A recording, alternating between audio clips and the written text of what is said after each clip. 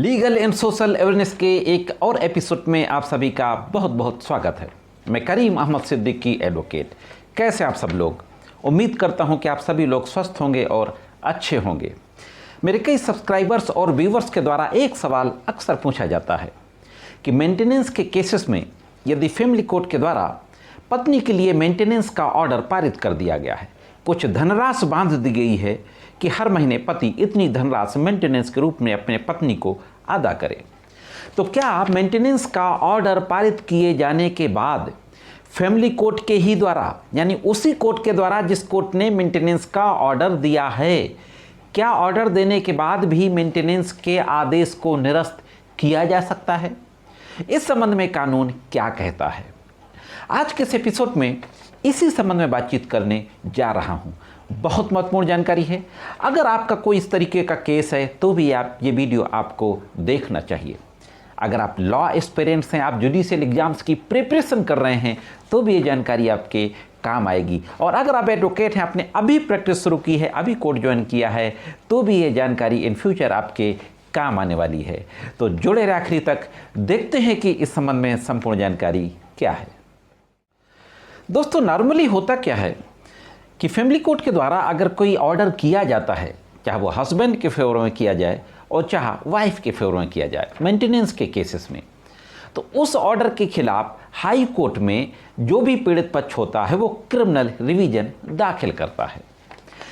एक प्रोविजन देख लेते हैं इससे पहले कि हम आगे बढ़ें, और एक केस के बारे में भी जिक्र करेंगे जो अभी इलाहाबाद हाई कोर्ट के द्वारा 14 मई को डिसाइड किया गया है।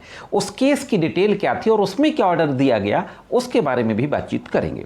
सबसे पहले हम सीआरपीसी की एक धारा को देखते हैं, सेक्शन 362 सीआरपीसी।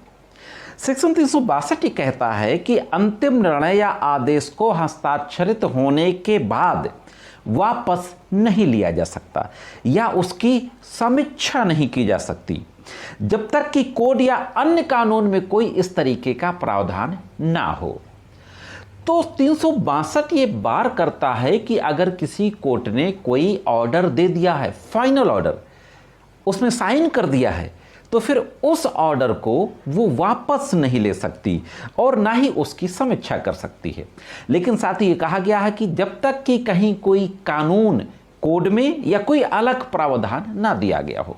अब इसकी व्याख्या आगे देखते हैं कि क्या होती है।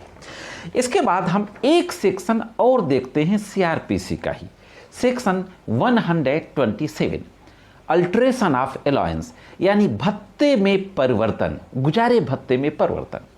127 सीआरपीसी कहता है कि परिस्थितियों के बदलाव होने पर आवश्यकता अनुसार फैमिली कोर्ट को या उस कोर्ट को जिसने मेंटेनेंस का ऑर्डर पारित किया है, यह पावर है कि उस भत्ते में, जो भत्ते का आदेश दिया गया है, उसमें वो बदलाव कर सकती है, उसको अल्टर कर सकती है। अब साथियों, एक केस जो अभी इलाहाबाद हाई कोर्ट गया, उस केस के फैक्ट को देखते हैं।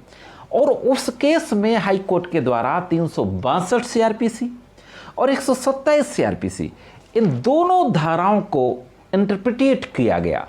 तो क्या कहा गया इन दोनों धाराओं को इंटरप्रिटेट करते हुए, इस बारे में भी बातचीत करते हैं, देख लेते हैं कि आगे क्या होता है। साथियों, एक मामला यह था कि एक महिला और उसकी बेटी के द्वारा दोनों के लिए मेंटेनेंस की मांग करते हुए एक 125 सीआरपीसी यानी मेंटेनेंस का मुकदमा फैमिली कोर्ट में दाखिल किया जाता है। मुकदमा दाखिल होने के बाद उसकी पैरवी बंद कर दी जाती है, उसमें आना बंद कर दिया जाता है।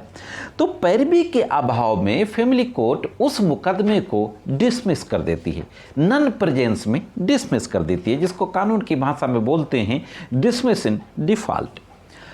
अब उस डिसमिस इन डिफॉल्ट के बाद कुछ समय के बाद पत्नी के द्वारा दोबारा एक एप्लीकेशन दी जाती है उस ऑर्डर को रिकॉल करने के लिए।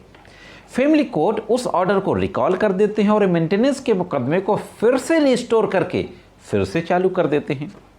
हस्बैंड के द्वारा फैमिली कोर्ट के इस रिस्टोरेशन ऑर्डर के खिलाफ, जिस ऑर्डर के तहत उन्होंने मेंटेनेंस के केस को रीस्टोर किया था, उस ऑर्डर के खिलाफ हाई कोर्ट में एक 482 दाखिल की जाती है। 482 नंबर था 10290/2019 राजकुमार वर्सेज उत्तर प्रदेश राज्य। ये पूरी डिटेल इस केस की आपके स्क्रीन पे है। तो ये 482 दाखिल की जाती है। अब देखते हैं कि हाई कोर्ट में दोनों पक्षों के द्वारा आर्गुमेंट किया जाता है और फाइनली इलाहाबाद हाई कोर्ट के द्वारा किस तरीके का जजमेंट दिया जाता है।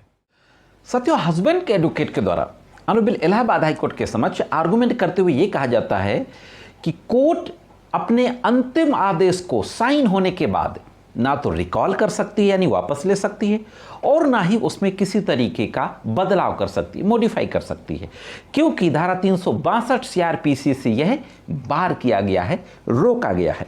यह आर्गुमेंट किया जाता है और एक केस का जिक्र किया जाता है। केस था state represented by DSPSB CID Chennai versus KV Rajendra. पूरी डिटेल आपकी स्क्रीन पे है। इस केस में यह कहा गया था कि 482 का जो ऑर्डर होता है सीआरपीसी का, जिसके तहत हाई कोर्ट को इनहेरेंट पावर मिले हुए हैं, वो 482 का ऑर्डर भी साइन करने के बाद कोर्ट 362 सीआरपीसी के तहत रिकॉल नहीं कर सकती। तो उसी का हवाला देते हुए कहा जाता है कि 362 सीआरपीसी के तहत फाइनल ऑर्डर होने के बाद पीठासीन अधिकारी के द्वारा साइन करने के बाद उसको रिकॉल नहीं किया जा सकता। फैमिली कोर्ट ने जो अपने 125 सीआरपीसी के और डिसमिसल ऑर्डर को जो रिकॉल किया और 125 को फिर से रिस्टोर किया, वह गलत आदेश पारित किया और उस आदेश को निरस्त करने की मांग की जाती है। इसके बाद वाइफ की तरफ से जो एडवोकेट आते हैं, वाइफ की तरफ से एडवोकेट के द्वारा आर्गुमेंट किया जाता है और यह कहा जाता है कि 362 सीआरपीसी का एक्सेप्शन है 127 सीआरपीसी। हाँ दोस्तों, इनके द्वारा भी एक केस का जिक्र किया जाता है, संजीव कपूर वर्सेज चंदर कपूर, या ईयर 2020। पूरी डिटेल आपके स्क्रीन पे है। और इस केस का हवाला देते हुए कहा जाता है कि 125 का आदेश कैंसिल भी किया जा सकता है, मॉडिफाई भी किया जा सकता है, क्योंकि इस केस में कहा गया था और 127 सीआरपीसी में पावर दिया हुआ है। दोनों पक्षों की आर्गुमेंट को सुनने के बाद ऑनरेबल इलाहाबाद हाई कोर्ट की बेंच के द्वारा कुछ महत्वपूर्ण टिप्पणियां की जाती हैं और इन दोनों धाराओं का एक्सप्लेनेशन किया जाता है। तो देखते हैं कि फाइनली हाई कोर्ट के द्वारा किस तरीके का जजमेंट पारित किया जाता है। साथियों, ऑनरेबल इलाहाबाद हाई कोर्ट की बेंच के द्वारा यह कहा जाता है पूरा मामले को देखने के बाद कि सेक्शन 362 जो सीआरपीसी का है, उसमें यह कहा गया है कि यदि कोड या कोई कानून में कोई प्रावधान नहीं है, अगर किसी कानून में अल्टरेशन का प्रावधान है, मॉडिफिकेशन का प्रावधान है, या कोड में ही अल्टरेशन और मॉडिफिकेशन, कोड मतलब सीआरपीसी क्रिमिनल प्रोसीजर कोड, तो कोर्ट उसको अल्टर भी कर सकती है और मॉडिफाई भी कर सकती है। और 127 सीआरपीसी में ये स्पेसिफिक प्रोविजन है कि कोर्ट मेंटेनेंस के ऑर्डर को अल्टर कर सकती है। साथ ही साथ ये कहा जाता है कि 126(3) में ये कहा गया है कि कोर्ट 125 सीआरपीसी की सुनवाई करते समय जैसा उचित समझे वैसा आदेश पारित कर सकती है।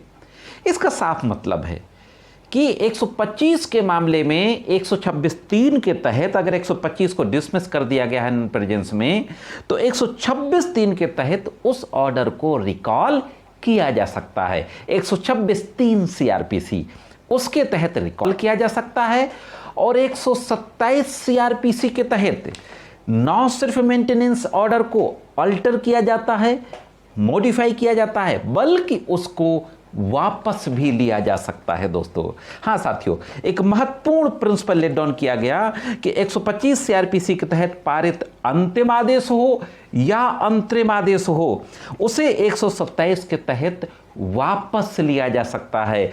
362 सीआरपीसी का जो कानून है, जो रोक है, ऐसे मामलों पे लागू नहीं होती है। दोस्तों, तो साथ ही जो सवाल था कि क्या जिस कोर्ट के द्वारा मेंटेनेंस का ऑर्डर पारित किया गया है, फैमिली कोर्ट के द्वारा या किसी अन्य कोर्ट के द्वारा, उसी कोर्ट के द्वारा मेंटेनेंस का ऑर्डर को वापस लिया जा सकता है कि नहीं लिया जा सकता है, तो निश्चित रूप से फैमिली कोर्ट के ही द्वारा या उस कोर्ट के द्वारा जिसने मेंटेनेंस का ऑर्डर पारित किया है, मेंटेनेंस का ऑर्डर पारित करने के बाद 127 सीआरपीसी के तहत उसी आदेश को वापस लिया जा सकता है। यह थी दोस्तों एक महत्वपूर्ण जानकारी कैसी लगी कमेंट्स करके जरूर बताएं। जाते जाते चैनल को सब्सक्राइब करके वीडियो को लाइक और शेयर अवश्य कर दें।